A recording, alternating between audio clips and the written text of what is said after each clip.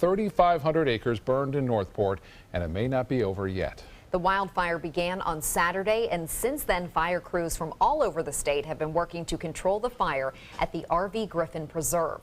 Firefighters are still on the scene monitoring the hot spots. Right now, about 35% is contained.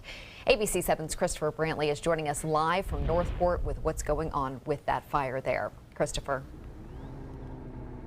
Good evening, Scott and Haley. Earlier today, we had a chance to go out with the Florida Forest Service to see the areas that had burned. The one thing that became very clear is that firefighters have a long way to go before this is fully contained. It was as bad a conditions as I've seen in my 25 years. Saturday, fire conditions were really bad.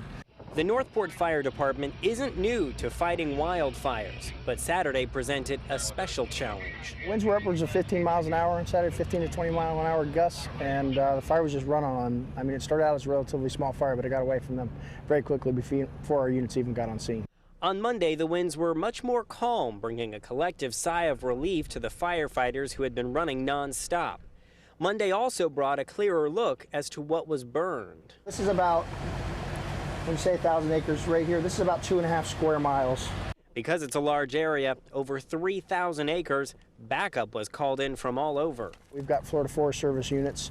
They've got a couple of strike teams, actually a strike team of engines out of South Carolina that are assisting.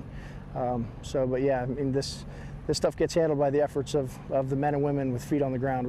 Michael Weeks and his team from South Carolina have been helping to create fire blocks, but our South Florida weather is proving to be a challenge. We've fought fires like this. We do have coastal areas in South Carolina that are similar. The biggest issue for us is we've gone from early spring to middle summer for us, temperature-wise. They're staying hydrated. The blocks they're helping to create could finally put an end to the fire. There are some pockets in some areas, even some complete blocks that did not burn, and so what we want to do is we want to make sure that some of those hot spots that are adjacent to the unburned areas, that they don't kick up.